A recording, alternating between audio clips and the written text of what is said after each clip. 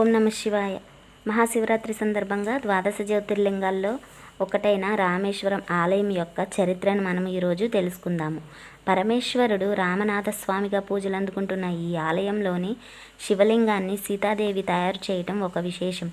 దక్షిణ కాశీగా పేరుగాంచిన ఈ మహిమాన్విత క్షేత్ర దర్శనం సర్వపాపహారణమని పురాణాలు వెల్లడిస్తున్నాయి. రామేశ్వరము తమిళనాడులోని హిందూ మహాసముద్రము బంగాళాఖాతం సంగమ స్థానంలో కనిపించే ఒక చిన్న ద్వీపం. అలాంటి ద్వీపంలో పరమేశ్వరుడు రామనాథస్వామిగా కొలువుతీరి భక్తులను అనుగ్రహిస్తున్నాడు. దేశ వ్యాప్తంగా ఉన్న 12 జ్యోతిర్లింగాలలో ఒకటిగా ప్రసిద్ధి పొందిన శ్రీ రామనాథస్వామి ఆలయ నిర్మాణము భక్తులను ఆశ్చర్యచకితులను చేస్తే, ఇక్కడ కొలువైన స్వామి స్వరూపము వెనుక ఆసక్తికరమైన కథే ఉంది. అందుకే రామేశ్వరము ఆధ్యాత్మిక ధామంగాను పర్యాటక ప్రాంతంగాను పేరుగాంచి అటు భక్తులను ఇటు పర్యాటకులను కూడా ఆకట్టుకుంటుంది. ఈ ఆలయంలోకి ప్రవేశించి ఇక్కడ తీర్థాలను చుట్టేస్తూ ఆ తర్వాత శిల్పకళా సంపదను వీక్షిస్తూ స్వామిని దర్శించుకోవటానికి కనీసం 4 గంటల సమయం పడుతుందంటేనే అర్థం చేసుకోవచ్చు ఆలయం ఎంత గొప్పగా ఉంటుందో. అవును మరి, 15 ఎకరాల్లో విస్తరించి 4 వైపులా 4 గోపురాలతో కనిపించే ఈ ఆలయంలోని 3వ ప్రాకారంలో దాదాపు 30 అడుగుల ఎత్తులో 1000కి పైగా స్తంభాలు ఉంటాయి.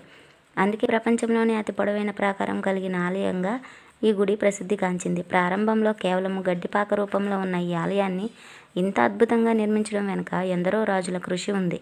ఇంతటి విశిష్టత కలిగిన ఆలయంలో స్వామి ఎలా కొలువు తీరాడంటే, త్రేతాయుగంలో సీతాదేవిని అపహరించిన రావణాసురుడిని సంహరించేందుకు శ్రీరామచంద్రుడు వానర సైన్యంతో కలిసి రామేశ్వరం నుంచే రామసేతుని నిర్మించి శ్రీలంకకు చేరుకున్నాడని పురాణం చెబుతుంది. రావణ సంహారం అనంతరము రాముడు, సీతాదేవి, లక్ష్మణుడు, హనుమంతుడు, సుగ్రీవుడితో కలిసి అయోధ్యకు ప్రయాణమవుతూ ఇక్కడ సేద తీరారంట. ఆ సమయంలోనే మహాజ్ఞాని శివభక్తుడు అయిన రావణ బ్రహ్మను సంహరించినందుకు బాధపడుతూ రాముడు తనకు బ్రహ్మహత్యా పాతకము చుట్టుకోకుండా పరిష్కారం చూపమని మహర్షులను అడిగాడంట. అంతా కలిసి శివలింగాన్ని ప్రతిష్ఠించమని పూజించమని సలహా ఇవ్వడంతో కైలాసానికి వెళ్ళి శివలింగాన్ని తీసుకురమ్మంటూ రాముడు హనుమంతుడిని ఆదేశించారు. అయితే ముహూర్త సమయం దగ్గర పడుతున్న హనుమంతుడు రాకపోయేసరికి సీతాదేవి సముద్రపు ఒడ్డున ఇసుకతో శివలింగాన్ని తయారు చేయడంతో రాముడు ఆ శివలింగానికే పూజలు జరిపించాడట. ఆ తర్వాత శివలింగంతో వచ్చిన హనుమంతుడు విషయం తెలిసి అలగడంతో రాముడు రెండింటిని ప్రతిష్ఠించి మొదట హనుమంతుడు తెచ్చిన శివలింగాన్ని దర్శించుకోవాలని నియమాన్ని పెట్టాడంట. అందుకే ఇప్పటికీ హనుమంతుడు తెచ్చిన శివలింగానికి పూజలు నైవేద్యాలు జరిపాకే రామలింగానికి పూజలు చేస్తారు అర్చకులు. ఇలా 2 శివలింగాలు కలిగి అరుదైన ఆలయంగాను ఈ గుడి గుర్తింపు పొందింది. అలా రాముడు ప్రతిష్ఠించిన రామనాథస్వామి జ్యోతిర్లింగ పూజలు అందుకుంటున్నాడు. రామేశ్వరంలో మొత్తం 64 బావులు ఉంటే వాటిల్లో ఆలయం ఉన్న 22 అతి ప్రధానమైనవిగా చెబుతారు. రావణ సంహారం అనంతరం రాముడు అమ్ముల పొదిలో మిగిలిన 22 బాణాలను ఇక్కడ 22 బావులుగా సృష్టించాడని అంటారు. అక్కడకు వచ్చే భక్తులు మొదట సముద్రపు ఒడ్డునున్న అగ్నితీర్థంలో స్నానమాచరించాకే ఆలయంలోకి వెళ్తారు. అలాగే ఆలయం లోపల ఉన్న ఇతర తీర్థాలన్నింటిలో కాకపోయినా 1-2 స్నానమాచరించాలని. ఈ తీర్థాలన్నీ సముద్రపు ఒడ్డున ఉన్నా కూడా ఒక్కో బావి నీటి రుచి ఒక్కోలా ఉండటమే కాదు, కొన్ని బావుల్లో నీరు తీయగాను ఉండటం విశేషము. ప్రతి తీర్థానికి ఆయుర్వేద సగుణాలు ఉంటాయని చెబుతారు. ఈ తీర్థాలకు సావిత్రి, గాయత్రి, సరస్వతి, నలనీల, సూర్య, చంద్ర, గంగా తదితర పేర్లు ఉన్నాయి. తీర్థాల్లో స్నానమాచరించిన భక్తులు మొదట హనుమంతుడు తెచ్చిన శివలింగాన్ని దర్శించుకున్నాకే జ్యోతిర్లింగానికి పూజిస్తారు. శివలింగాల దర్శనమయ్యాక పర్వతవర్ధినిగా పూజలు అందుకుంటున్న పార్వతీదేవి మందిరానికి వెళ్తారు. ఆ తర్వాత విశ్వేశ్వరుడు, విశాలాక్షి, విష్ణుమూర్తి, మహాలక్ష్మి, సంతాన సౌభాగ్య గణపతి, నటరాజు, నవగ్రహ మండపము, వల్లీదేవసేన సమేత కార్తికేయుడు తదితర దేవతామూర్తులను దర్శించి ఆలయ ప్రాకారాల్లో నడిచే భక్తులు మహర్షులు ప్రతిష్ఠించిన 108 శివలింగాలను చూసి మంత్రముగ్ధులవుతారు. రామలింగ ప్రతిష్టను తెలియజేసే మందిరము ఉంది ఇక్కడ. నంది మండపంలోని నంది విగ్రహము దాదాపు 15 అడుగుల ఎత్తు ఉంటుంది.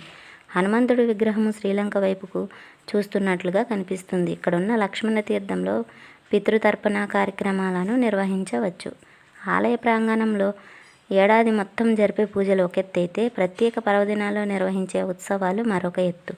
ముఖ్యంగా మహాశివరాత్రి సందర్భంగా 10 రోజుల పాటు ప్రత్యేక పూజలు నిర్వహించి దేవతామూర్తుల్ని పురవీధుల్లో ఊరేగించడము, అభిషేకాలు, దీపాల అలంకరణలు చూసేందుకు 2 కళ్ళు సరిపోవు. అలాగే జూలై, ఆగస్టు నెలల్లో తిరుకల్యాణం పేరుతో 17 రోజుల పాటు ప్రత్యేక ఉత్సవాలు జరుగుతాయి. ఆ సమయంలో జరిగే రామనాథస్వామి పర్వతవర్ధిని కళ్యాణాన్ని, ఇతర సాంస్కృతిక కార్యక్రమాలను చూసి తరించవలసిందే. దేవి శరన్నవరాత్రులు, నటరాజ నిజరూప దర్శనము, రామలింగ ప్రతిష్టని పురస్కరించుకొని ప్రత్యేక ఉత్సవము, ఆరుద్ర దర్శనము పేరుతో విశేష కార్యక్రమాలు, శ్రీరామనవమి, ఇలా ఏడాది మొత్తము ఎన్నో వేడుకలు జరుగుతాయి. రామేశ్వరానికి వచ్చే భక్తులు కేవలము స్వామి దర్శనంతోనే వెనుతిరిగి వచ్చేయరు. అక్కడున్న ధనుష్కోటి, పంబన్ వంతెన, తేలే ఇటుకలు, గంధమాధవ పర్వతాన్ని సందర్శిస్తారు. రాముడి పాదుకలు ఉండే గంధమాధవ పర్వతాన్ని ఎక్కితే రామేశ్వరం మొత్తం కనిపిస్తుందంట. రామేశ్వరంలోని సముద్రానికి శాంత సముద్రం అని పేరు. అలల ఉధృతి లేని సముద్రాన్ని ఇక్కడ మాత్రమే చూడవచ్చు. రామేశ్వర యాత్రని ఓ పద్ధతి ప్రకారము చేస్తే పుణ్యక్షేత్రాలన్నింటినీ దర్శించిన ఫలితము దక్కుతుందంట. అంతేకాదు, భక్తులు మొదట వారణాసికి వెళ్ళి కాశీ విశ్వనాథుడిని పూజించి అక్కడి నుంచి గంగాజలాన్ని తీసుకొచ్చి రామేశ్వరంలోని శివుడికి అభిషేకం చేస్తారంట. మళ్ళీ ఇక్కడున్న ఇసుకని తీసుకుని వెళ్ళి కాశీలోని గంగలో కలపాలని అంటారు.